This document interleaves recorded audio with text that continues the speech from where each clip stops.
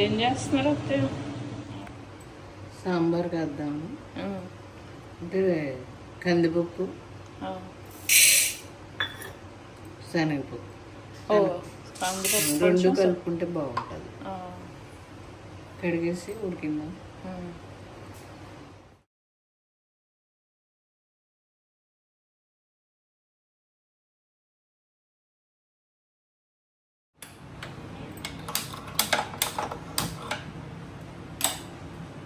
తర్వాత 3 విజిల్స్ వచ్చినాయి. ఉడికిపోయింది అత్తయ్య. అంటే నేను మిక్సీలో మెత్తగా రుబ్బుతారా? ఒకసారి ఉడికించేద్దాం. ఏ మొక్కలు? ఆనపకాయ మొక్కలు, ములక్కాడ, ఉల్లిపాయ, టమాటా, పచ్చిమిరపకాయ ఇవన్నీ ఒక విజిల్ అత్తయ్య. ఒక విజిల్.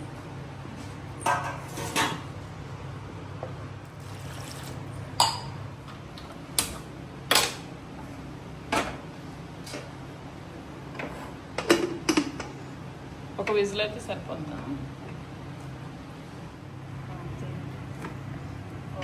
ముక్కలు అయితే ఉడికిపోయినాయి. ఒక విజిల్ అయితే సరిపోతుంది. తర్వాత ఈ చింతపండు వాటర్లో ముక్కలన్నీ వేసేసుకుని ఉడికిపోయింది. సాల్ట్, కారం,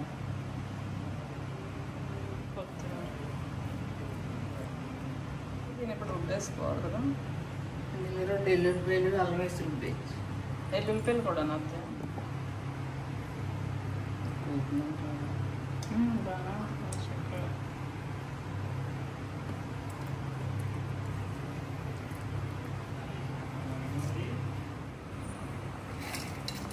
సాంబార్లో బెల్లం వేసుకోవాలి. అది రుచి రాదు.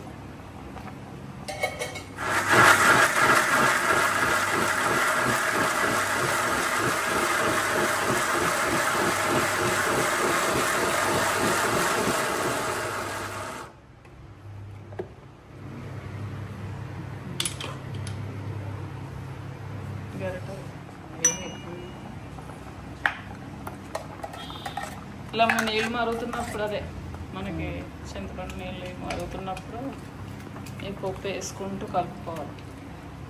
ఇది జరుగుతుంది ముట్టుకోకుండా. అదేదో అది పట్టకారా, అదైతే కరెక్ట్.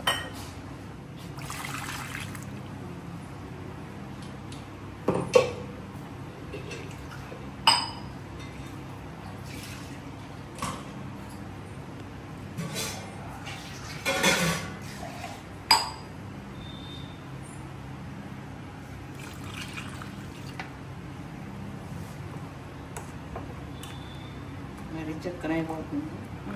ఇలా ఉంటే సరిపోతుంది కదా. అంటే అలాగ మరగాలి.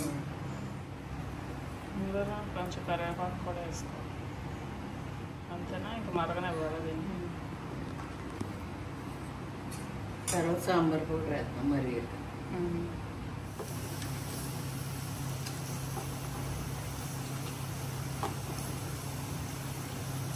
మరీ పలుచగా కాదు, మరీ చిక్కగా కాదు. ఇలా ఉంటే బాగుంటుంది కదా.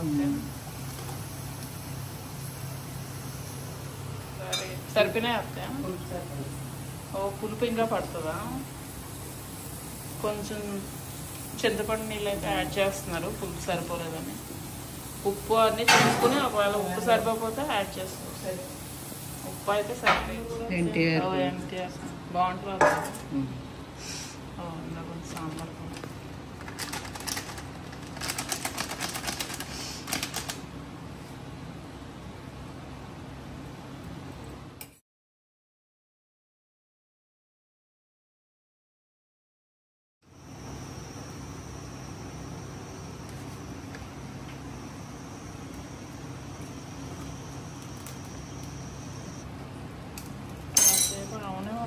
చాలా ఓకే.